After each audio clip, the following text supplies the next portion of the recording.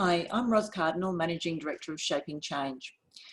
I'd like to talk to you about workplace conflict. Confrontation and conflict between people is as old as people really.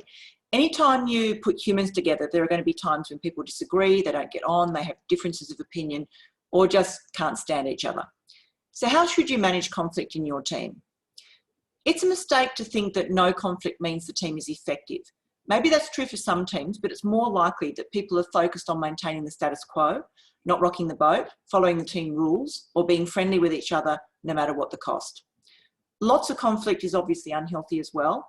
Team members who bicker, run each other down, oppose ideas, power play, compete, freeze each other out are just toxic. Effective teams do have conflict, but they have methods of resolving it constructively.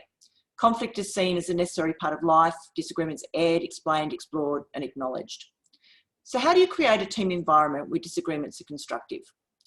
Firstly, have team ground rules or behaviours. These should be developed by the team in a workshop type environment and facilitated so all views are heard. The whole team signs off and agrees to live by the rules. The rules should include how we manage conflict respectfully. Secondly, develop a good balance of praise and challenge. If every idea is challenged by the team, eventually people stop bringing ideas. Have an agreement that challenge is about improving or building on the idea, not cutting it down. Develop coaching skills in the team. A good coach doesn't say that idea won't work, but rather something like, who do you think will be most impacted by the proposed change? Do you think our customers are ready for a change of this magnitude? Testing ideas using coaching skills promotes learning rather than shutting ideas down. Fourthly, when disagreements occur, encourage people to air them constructively. If the issue is too big, a neutral third party can help you work it through. And fifthly, the leader needs to manage issues between people actually as they occur. Don't assume people will work it out. Team conflict, if you leave it to fester, it detracts from performance, it impacts engagement, and it leads to serious issues like bullying claims. So when conflict happens, explore the source of the conflict, bring the parties together to talk about it, clarify everybody's expectations, agree way forward, and evaluate the results. What about if you're on the receiving end of bad workplace behaviour? Firstly, you need to raise the issue with the person concerned. Outline the behaviour. Something like maybe, I often feel like you shut me down when I'm speaking. Be specific.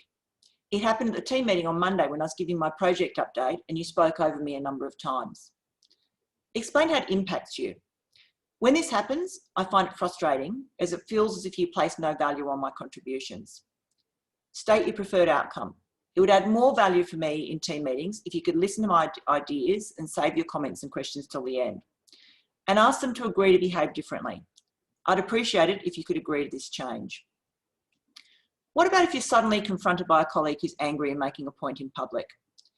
It's really important to keep your own behaviour constructive. Ask them to politely stop the discussion and book a meeting to discuss. This will give them time to calm down and you time to prepare. If the behaviour was extreme and you felt threatened, report it immediately to your manager and or HR. Don't be afraid to ask for a third party to mediate if you feel you can't have a calm and constructive discussion. And in the meeting, listen with an open mind. Stay calm, don't get defensive or aggressive, and really walk your colleague through these steps. What's the issue? Can you give me an example or specifics? What's the impact? What would you like to happen instead? What would be a good outcome? How can we resolve this? What specifically can we both do?